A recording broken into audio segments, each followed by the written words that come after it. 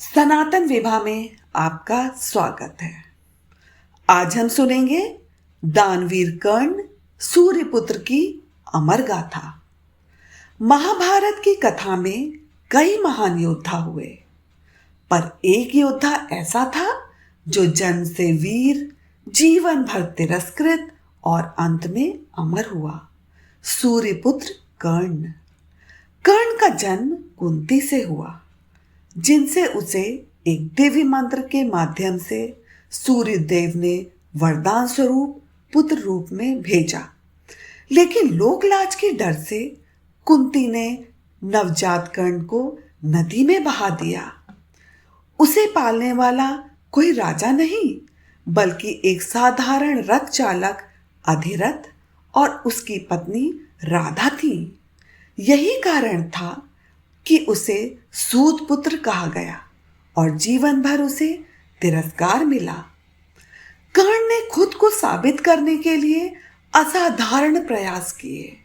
जब गुरु द्रोण ने उसे शिक्षा देने से इनकार किया, तो वह पर्वतों के बीच महर्षि परशुराम के पास गया।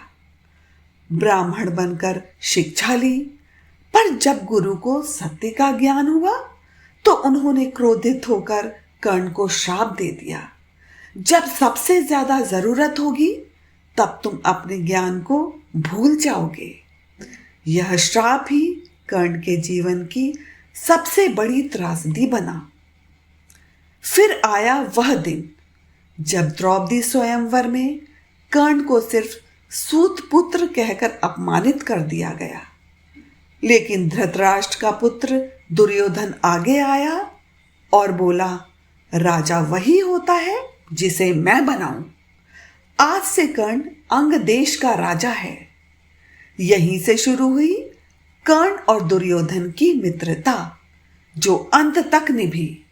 कर्ण ने कभी अधर्म का समर्थन नहीं किया, वह केवल मित्र धर्म निभाता रहा।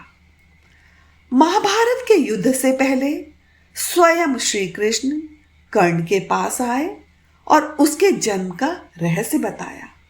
बोले, कर्ण तुम पांडव हो, युधिष्ठिर के बड़े भाई। जाओ, धर्म की ओर लौटो।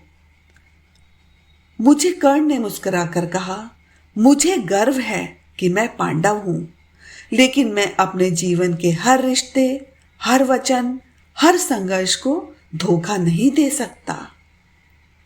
फिर आया वह क्षण जब युद्ध भूमि में कर्ण का रथ फंस गया। परशुराम का श्राप साकार हुआ और अर्जुन ने श्री कृष्ण के संकेत पर निशस्त्र कर्ण का वध कर दिया।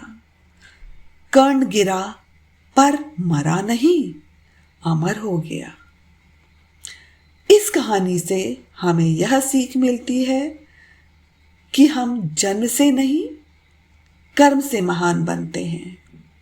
धर्म कठिन होता है, पर निभाना और कठिन। मित्रता, वचन और दान, यही थे कर्ण के जीवन के 3 स्तंभ। यदि आपको यह कथा पसंद आई हो, तो हमारे चैनल को लाइक, सब्सक्राइब अवश्य करें। धन्यवाद।